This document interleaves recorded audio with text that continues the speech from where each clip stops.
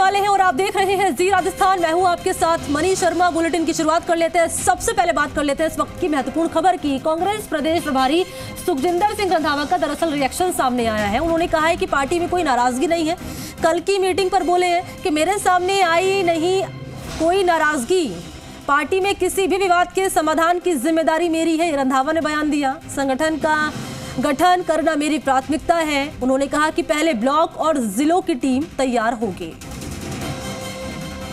तो रंधावा का रिएक्शन सामने आया है।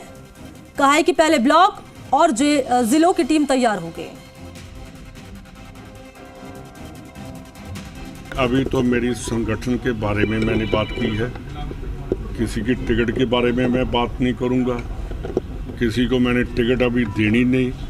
पहले district Congress committee, block Congress committee और प्रदेश कांग्रेस कमेटी का संगठन का गठन करूंगा। ये अपने गांव में स्टेशनरी बिजनेस शुरू करके हर महीने 2 लाख कमा रहे हैं। आपके गांव में भी ये करना है तो फ्रीडम ऐप को अभी डाउनलोड कीजिए। उसके बाद देखेंगे, सर्वे होगा, जो सर्वे में आएगा वही हकदार हो सकता है। और इसी खबर पर ज्यादा जानकारी लिए फोन लाइन पर इस वक्त मेरे साथ मौजूद है सहयोगी शशि मोहन शर्मा का हम रुख करेंगे। शशि मोहन, रंधावा का रिएक्शन ये कहना है कि पार्टी में कोई नाराजगी नहीं है, लेकिन नियुक्तियों की अगर बात कर ली जाए तो कहा गया है कि पहले ब्लॉक और फिर जिलों की टीम तैयार होगी।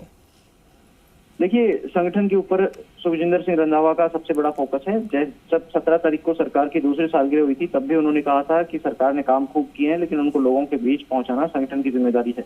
ऐसे में संगठन में लोग नहीं है, ब्लॉक अध्यक्ष, जिला अध्यक्ष नहीं है, तो वो खाली पद भरना सबसे पहला काम उनका होगा और इसके लिए उन्होंने मशक्कत शुरू कर दी है। कल दिन भर की मैराथन मीटिंग्स हुई, उनमें जो नाराजगी की बात आई उनको रंधावा ने खारिज करते हुए कहा कि कोई नाराजगी नहीं है। संगठन के पार्टी के बड़े नेताओं में अगर कोई आपसी प्रतिद्वंदिता है तो उस मनमुटाव को दूर करने को भी खुद की जिम्मेदारी बताया। रंधावा ने कहा कि ये मनमुटाव दूर करना उनका काम है और वे इस पर फोकस भी करेंगे। साथ ही उन्होंने ये भी कहा कि पार्टी में जो भी टिकट वितरण होगा वो सर्वे के आधार पर होगा और जिताऊ प्रत्याशी को, जिताऊ चेहरे को वरीयता दी जाएगी। रंधावा से जब ये पूछा गया कि किस तरह मनमुटाव दूर करेंगे, लोग कैसे उनको अप्रोच कर सकते हैं, तो उन्होंने यही कहा कि वो सर्किट हाउस में बैठे हैं, कोई 5 स्टार होटल में नहीं बैठे, लोगों के बीच में है और कोई भी उनसे कभी भी संपर्क कर सकता है। संगठन की जो सूची है वो तैयार करना शुरू कर दी गई है। उन्होंने ये कहा है कि अगले 2 दिन में सब काम शुरू हो जाएगा। 2 दिन में नतीजे भी आने लगेंगे, यानी संगठन के नए लिस्ट जारी होना शुरू हो जाएंगे। अगर ऐसा वो कर सकते हैं तो बहुत बड़ी उपलब्धि होगी इनकी, क्योंकि 2 साल से ज्यादा का समय हो गया है, तकरीबन 2.5 साल हो गए हैं जब संगठन के कई पद खाली हैं। 2020 में आपको ध्यान होगा, अगस्त 2020 के समय जब स्थिरता की स्थिति आई थी कांग्रेस में, तब गोविंद सिंह डोटासरा को प्रदेश अध्यक्ष बनाया गया था और तभी से कई जो नियुक्तियां थी, तब के जिला अध्यक्ष, ब्लॉक, पूरा संगठन तभी से निलंबित चल रहा था। ऐसी सूरत में संगठन कैसे रफ्तार पकड़ पाता और कांग्रेस का काम धीमा हो गया था। लेकिन अब रंधावा ने कहा है कि वो पार्टी के कार्यकर्ताओं को एक्टिव करेंगे। जी अच्छा शशि मोहन, ये कहना कि पहले ब्लॉक और जिलों की टीम तैयार होगी, ठीक है, यानी कुल मिलाकर ये कि संगठन को मजबूत करने पर रिएक्शन सामने आया, मजबूत करने पर काम होगा। फिर ये कहना कि नाराजगी नहीं है, ये कहा है रंधावा ने। लेकिन चुनौतियों की बात कर लूं यहाँ पर शशि मोहन, तो चुनौतियां तो और भी है ना पार्टी में। एकजुटता का जो संदेश राहुल गांधी देकर गए तो उसको बरकरार रखना और विधानसभा चुनाव में कांग्रेस को बेहतरीन जीत दिलाना, ये भी तो चुनौती है रंधावा के सामने। क्या इसको लेकर काम हो रहा है अब? देखिए, इन सब चीजों पर काम हो रहा है और यही कारण है कि कल जब मंत्रियों के साथ में बैठक हुई तो 2023 में कैसे कांग्रेस पार्टी को फिर से सत्ता में लाया जाए, इसी बात पर मंथन हुआ। अलग अलग तरीके के सुझाव आए। 3rd ग्रेड टीचर्स के तबादले खोलने का सुझाव आया कि प्रताप सिंह खाचरियावास जो मंत्री हैं उन्होंने कहा कि 90% अधिकार मंत्रियों को दे दिए जाने चाहिए, तो 150 सीटें कांग्रेस जीत करके आ सकती हैं। इस तरीके के सुझाव आए कि लोगों के बीच ज्यादा से ज्यादा रहा जाए। राजेंद्र गुढ़ा ने इस तरीके का सुझाव दिया। महेश जोशी ने अपनी बात रखी। हालांकि कई तरीके के सुझाव आए। मुरारीलाल मीणा ने कहा कि किसानों को दिन में बिजली दी जाए, निर्बाध बिजली दी जाए लगातार, जिससे उनको खेती में सिंचाई के समय परेशानी का सामना नहीं करना पड़े। और जो सुझाव आए वो लागू किस हद तक हो पाते हैं। परीक्षा के पर्चे लीक होने की बात हुई। कल की जो मीटिंग थी रात की मंत्रियों के साथ में, उसमें आधे घंटे तो परीक्षा के पर्चे लीक होने के मसले पर ही बातचीत होती रही और 3 घंटे की जो मीटिंग थी उसमें आधे घंटे पर्चे लीक पर बात हुई और आधे घंटे 3rd ग्रेड टीचर्स के तबादले पर बात हुई कि तबादले खोले जाए या नहीं। हालांकि अंतिम तौर पर मुख्यमंत्री ने मंत्री बी डी कल्ला को ये निर्देश भी दे दिए कि तबादले पर एक्सरसाइज शुरू की जाए और संभवतः फरवरी से तबादलों का काम शुरू भी हो जाएगा। लेकिन थर्ड ग्रेड टीचर्स का मसला ऐसा है, इसे मधुमक्खी का छत्ता माना जाता है कि इसमें हाथ देने से भी खतरा हो सकता है और हाथ नहीं लगाने से भी खतरा हो सकता है, इसलिए कोई भी इसको छेड़ना नहीं चाहता था। अब जब कई विधायकों की, मंत्रियों की मांग है, समय समय पर अलग अलग क्षेत्रों से मांग आ रही, तो इसको देखते हुए सरकार ने मानस बना लिया है और यही कारण है कि रंधावा की बैठकों में 2023 पर फोकस दिख रहा है। एक बड़ी चुनौती इनके सामने कांग्रेस विधायक दल की बैठक भी कराना है, क्योंकि 25 सितंबर को जो बैठक होनी थी उसके बाद से अभी तक विधायक दल की बैठक नहीं हुई है। प्रदेश प्रभारी नए आ गए हैं और पिछले प्रदेश प्रभारी के समय का वाकया है, रघु शर्मा भी आज सर्किट हाउस में मिले हैं रंधावा से। उन्होंने भी ये कहा है कि संगठन के प्रति वे भी लॉयलिस्ट हैं। उन्होंने कांग्रेस के दूसरे नेताओं, कार्यकर्ताओं को भी इस बात की नसीहत दी है कि संगठन के प्रति लॉयलिस्ट होना चाहिए। तो अभी कांग्रेस में काफी कुछ गतिविधियां आने वाले दिनों में आपको देखने को मिलेंगी, लेकिन ये किसके पक्ष में होती हैं, किसके पक्ष में नहीं होती हैं, ये अलग सवाल है। सबसे बड़ी बात यह है कि कांग्रेस के पक्ष में क्या होगा और क्या कांग्रेस चुनाव में मजबूती से खड़े होकर चुनाव जीत पाएगी, ये बड़ा सवाल है और प्रभारी भी इसी पर फोकस किए हुए हैं अभी।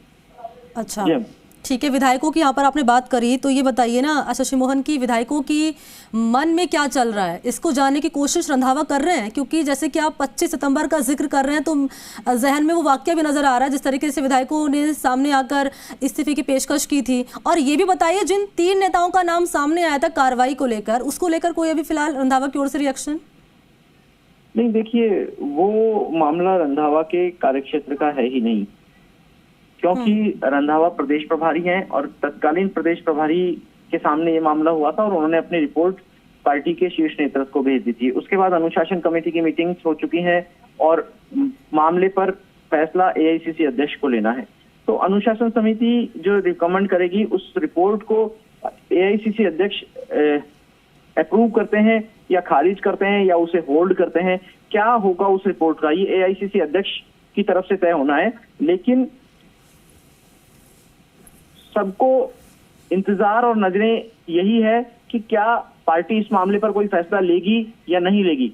दरअसल रंधावा से इस बात को लेकर सवाल हुआ था पिछले 2 दिन पहले, लेकिन उन्होंने साफ कहा कि ये उनका विषय ही नहीं है, क्योंकि उनके समय हुआ नहीं है, पार्टी आलाकमान के पास है, तो पार्टी आलाकमान को इसमें तय करना है और ये डिसिप्लिनरी एक्शन कमेटी के साथ में ही संवाद से तय हो सकेगा। अच्छा, एक आखिरी सवाल और मैं आपसे लेना चाहूंगी शशि मोहन, क्योंकि यहाँ पर आप पेपर लीक का यहाँ पर जिक्र किया, आपने गुडा का भी जिक्र किया, क्योंकि गुडा का बयान आपने भी सुना होगा किस तरीके से उनकी ओर से कहा गया कि सरकार की योजना बहुत शानदार है, लेकिन ये पेपर लीक जो है सब चीज खा लेगा। ये बयान देना गुडा का पेपर लीक को लेकर, इस पर ग्राउंड पर काम किया जा रहा है रंधावा की ओर से, क्योंकि मैराथन बैठक लगातार उनकी ओर से की जा रही है? देखिए, ग्राउंड पर काम किया जा रहा है, ये बात तो सही है, लेकिन जो काम हो रहा है उसके आउटपुट इतनी जल्दी आ जाएं ये मुमकिन दिखता नहीं है, क्योंकि अभी पर्चे की नई तारीख तो आ गई है, लेकिन पर्चे रोके कैसे जाएं लीक होने से, ये एक बड़ा प्रश्न है। क्या अलग अलग पारी में परीक्षा कराई जाए, जिस तरीके से पिछले दिनों पटवारी भर्ती परीक्षा कराई गई 4 पारियों में, चारों पेपर अलग थे, पेपर सेट, और जिसमें ये भी जो जोखिम होता है वो कम हो जाता है कि अगर पर्चा आउट हुआ तो सभी का नुकसान होगा या सभी परीक्षार्थियों का पेपर दोबारा से कराना पड़ेगा। उसमें ये संभावना भी रहता है कि केवल कुछ ही परीक्षार्थियों को पर्चा दोबारा से देना पड़ेगा। अलग अलग तरीके के मैकेनिज्म है, लेकिन सख्त एक्शन का मैसेज सरकार किस हद तक दे पाई है। सरकार ने 4 कर्मचारियों को निलंबित किया है, लेकिन उसके आगे क्या इनकी संपत्ति जब्त हो सकती है, क्या ये जो अपराधी किस्म के लोग हैं या जो पर्चा लीक में जुड़े हुए हैं उनके ऊपर कोई एक्शन बड़ा हो सकता है। जिस तरीके से कल गिरिराज मलिंगा ने पैरवी की थी कि उत्तर प्रदेश में अगर बुलडोजर चल सकता है तो राजस्थान में क्यों नहीं चल सकता। ये नेताओं की और जनप्रतिनिधियों की भावना है, इस भावना को अमली जामा पहनाना सरकार का काम है। लेकिन आप ये देखिए कि कल जब मंत्रियों के साथ में मीटिंग हुई रंधावा की, तो उस बैठक में भी तकरीबन आधे घंटे शुरुआती पेपर लीक का मामला ही चलता रहा। सरकार की तरफ से ये तक कहा गया कि कई मंत्री ही बयान दे रहे हैं, पार्टी के नेता बयान दे रहे हैं और ये बयान भी सुसाइड की तरह है। तो क्या ये सरकार के सुसाइड की बात की जा रही थी कि सरकार के लिए खतरा हो सकता है ये, या नेताओं के लिए खतरा हो सकता है, या परीक्षा जो आयोजन कराए जा रहे हैं, पॉजिटिव साइड है वो नहीं कही जा रही, कितनी भर्तियां हुई हैं ये इसको लेकर चिंता जताई गई सरकार की तरफ से इस बैठक में।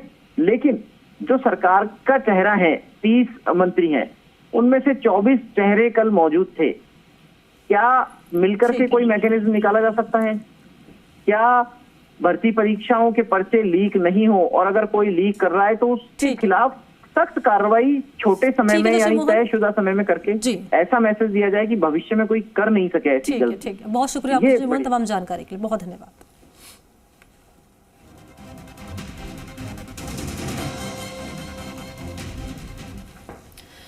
तो कांग्रेस नेता रघु शर्मा ने प्रदेश प्रभारी सुखजिंदर रंधावा से मुलाकात की। मुलाकात के बाद रघु शर्मा ने कहा कि 4 दिन से विधानसभा क्षेत्र में होने के कारण उनसे मिल नहीं पाया था। रंधावा बहुत सुलझे और अनुभवी नेता है। राजस्थान के संदर्भ में रंधावा से बातचीत की। उलझी हुई स्थितियों को सुलझाने के लिए प्रभारी होते हैं। इनका ट्रैक रिकॉर्ड कांग्रेस पार्टी के प्रति समर्पित रहा। राजस्थान में कांग्रेस को मजबूत करने के लिए सुझाव दिए हैं।